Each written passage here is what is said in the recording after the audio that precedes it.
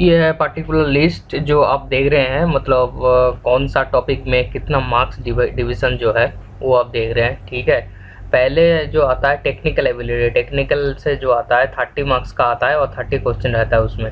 ठीक है, उसके बाद आता है जनरल साइंस। जनरल साइंस जो आता है वो भी 30 मार्क्स का रहता है और 30 क्वेश्चन रहता है, नंबर ऑफ क्वेश्चन 30 रहता है। ठीक है, और यह है आपका जनरल अवेयरनेस। जनरल अवेयरनेस के अंदर आपका सब कुछ आ जाता है, जो जीके, करंट अफेयर्स, ठीक है, जितना सारा रहता है वो आ जाता है।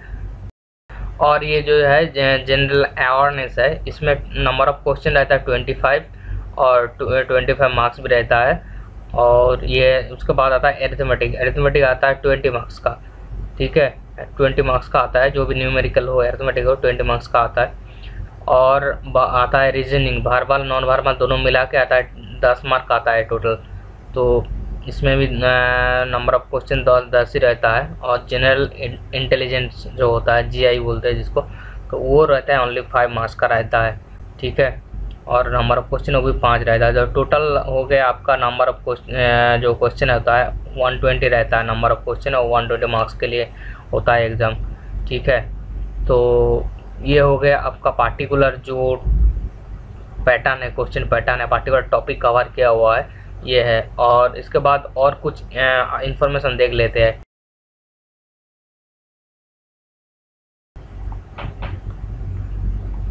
अदर इम्पोर्टेंट इंस्ट्रक्शन जो रहता है, ये एग्ज़ाम अभी तो ऑनलाइन में होने वाला है, इसका तो कोई डाउट नहीं है, ऑनलाइन होगा ही होगा, क्योंकि बहुत बड़ा एग्ज़ाम है, ऑनलाइन ऑल इंडिया बेसिस में ऑनलाइन होगा।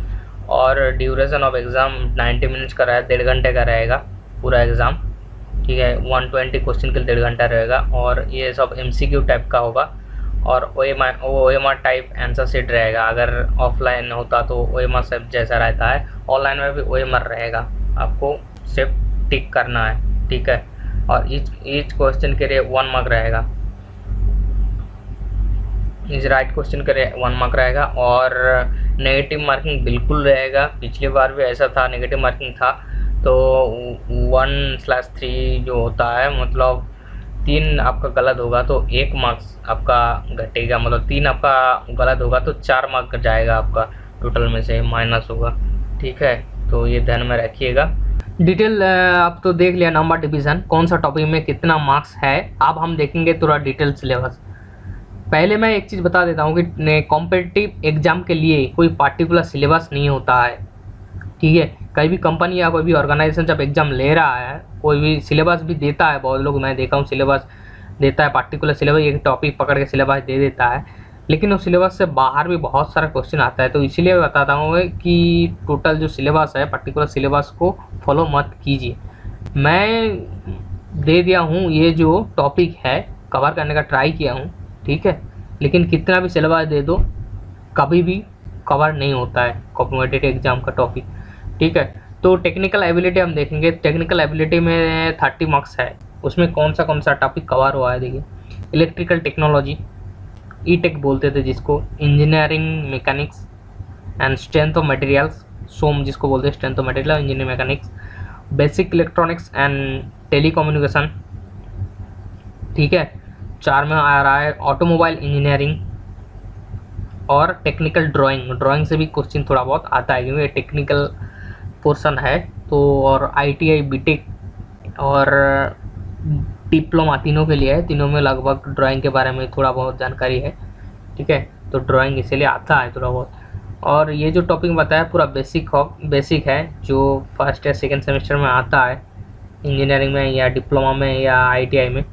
ठीक है, तो ये कवर हुआ है, इसको आप पढ़िए। ठीक है, 30 मार्क्स के लिए।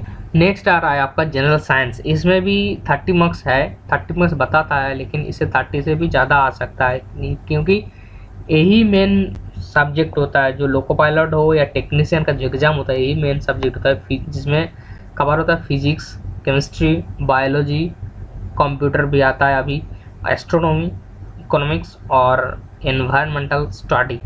ठीक है, ये सारे टॉपिक पढ़ना है और आपको सारी पूरा पढ़ना है। और ये बता दूं आपको 12th स्टैंडर्ड का है।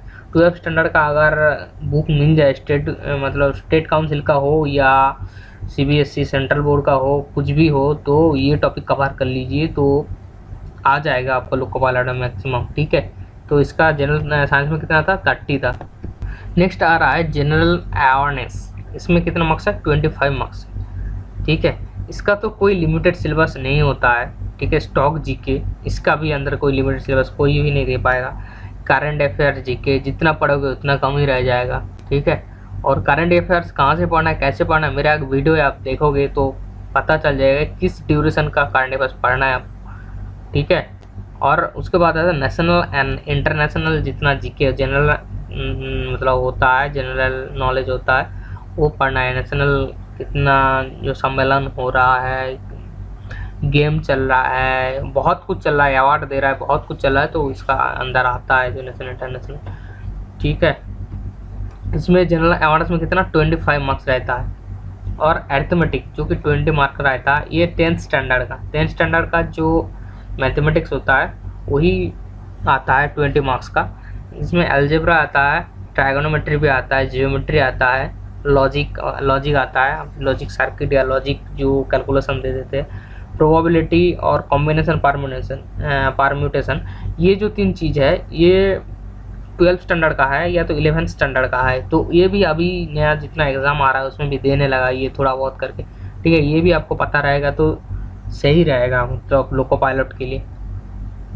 और रीजनिंग आता है 10 मार्क का आता है, इसमें भारमाल नॉन भारमाल, इसका भी कोई लिमिटेड सिलेबस नहीं होता है, जितना पढ़ोगे उतना कम रह जाएगा। जितना अग्रवाल का जो बुक है उसमें आप खोल के देखेंगे जितना सारा टॉपिक कवर किया हुआ है ना रीजनिंग बुक में, तो सभी का कवर कर लीजिए, सभी थोड़ा बहुत देख लीजिए तो कौन सा कैसे करना है और जितना मतलब है उसमें देख लीजिए, ठीक है।